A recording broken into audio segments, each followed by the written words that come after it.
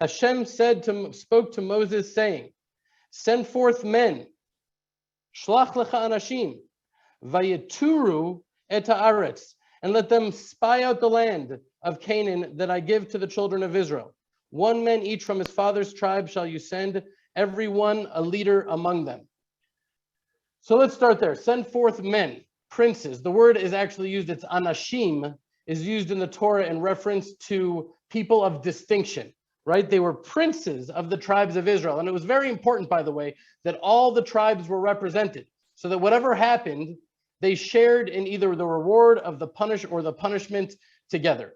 And in those days, as opposed to ours, those leaders were actually men of character. They were tzaddikim. They were righteous men. They were men of standing and of wisdom, which we must remember so we can keep in mind exactly how nuanced and sophisticated this mistake was. Hindsight is 20/20.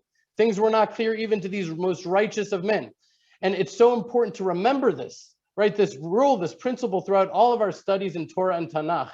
But I find it particularly we need to apply it in the generation of the desert, that we cannot judge them. And if we do judge them, we should only do so with favor and compassion, because as I believe we're going to see, and we may already know in our hearts, we all have a voice of the spies somewhere within us. We all have that voice deep down. And some of us listen to it more and some of us listen to it less. And sometimes when we're not ready, that's when it really crops its head. And that's why we need to be ready all the time.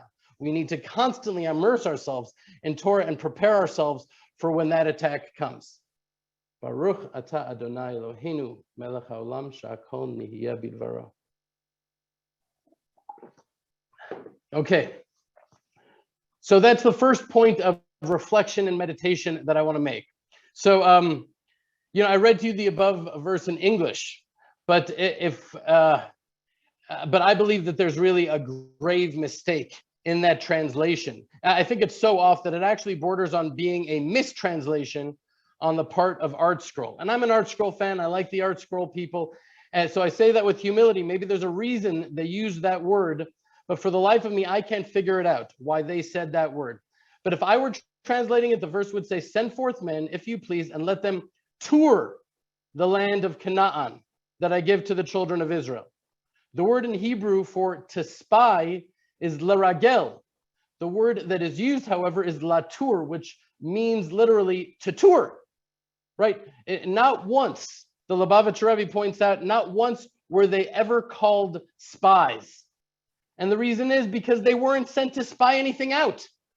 They were sent as tourists, and spies and tourists could not be more different from each other. Right, a spy has the intention to undermine things, right, to subvert, whereas a tourist has the intention to encounter and to observe, to be a tourist, right? That's what a tourist wants to do, to be a tourist, to have a good time. Tourists are drawn to the most beautiful spots, to the most impressive elements of the place that they're going to see, whereas spies are looking for blemishes and weaknesses that can be exploited. So the spies were supposed to enter and depart the land as tourists, not as spies. And so there in the very first verse, we already see the seeds that were planted, which blossomed into this horrible mess, right? They were sent in as tourists, and when they arrived somewhere along the way, they became spies. Their eyes shifted. Maybe it wasn't even intentional. Maybe it was just a lack of focus, which could happen to any of us, by the way. Maybe they just forgot their why, right? The why. We talk about this all the time. Rav Dessler said, and I've quoted this before, and I'm going to put it up as a slide because it's so important. He says, the greatest service of God lies in the refinement of motivation.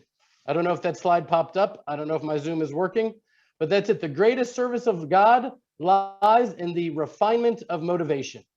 Why we do what we do. Maybe they just forgot their why, right? What Moses told them was their purpose. It's a possibility.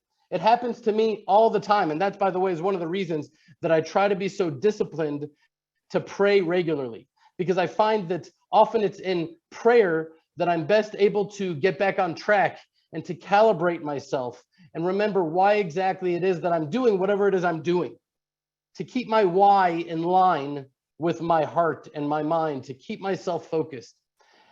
Anyway, so when they came back and started offering their opinions and advice, it was clear that they had become spies, right? They officially became spies when they started spouting their opinions on things. They were not hired to bring back their perspectives and their commentaries. They were on a fact-finding mission, and they did not remain loyal to that mission. They weren't supposed to give commentaries. They weren't supposed to give interpretation, just the facts. But I've seen in my life personally, and often in the lives of the people who turn to me for support and guidance, often we are not at all conscious or aware of where reality ends and our perception of reality begins, right? Without realizing it, we start to conflate our own narrative and our own perspective with the truth, and we don't even realize that that's happening. We come to believe that the way we see things are the only way that they could be seen, the most objective way they can be seen. And if we see it any other way, we're fooling ourselves, right? That when we share our take on things, we're actually sharing things as they really are. But this, my friends, was their fatal error, because as we see, they were actually totally wrong. They were wrong. They couldn't have been more mistaken, right? Let's look back inside, verse 27. Visaprulo vayomru banu. They reported to him and said, "We arrived at the land to which you sent us, and indeed it flows with milk and honey. And this is its fruit," right? They held up the eshkol. "And this is its fruit, but the people that dwells in the land is powerful. The cities are greatly fortified. And we also saw there the offspring of the giants." Now, Nachmanides points out, Ramban Nachmanides points out that one word, there was one word, the word ephes, which means but. That one word was really the point where things officially started going bad, right? What does that mean? What does but mean? If I say to Jeremy, Jeremy, you are a really good friend, but, well, that's where he's going to really start listening, because that's where the truth of the message lies. That's where I'm going to say what I've really come to say. And so the Ramban explains that if they were just reporting the facts, the word but would not be needed to qualify anything, because the word but is always followed by a direct contradiction to the words that came right before them. So in this case, they were communicating to the nation that yes, the land is beautiful, that's true, but it was out of their reach. That it was because of this very beauty, it was because of the very magnificence of the land itself that they simply couldn't do it, God forbid. That conquering the land would be impossible. This highlight was taken from the Land of Israel Fellowship.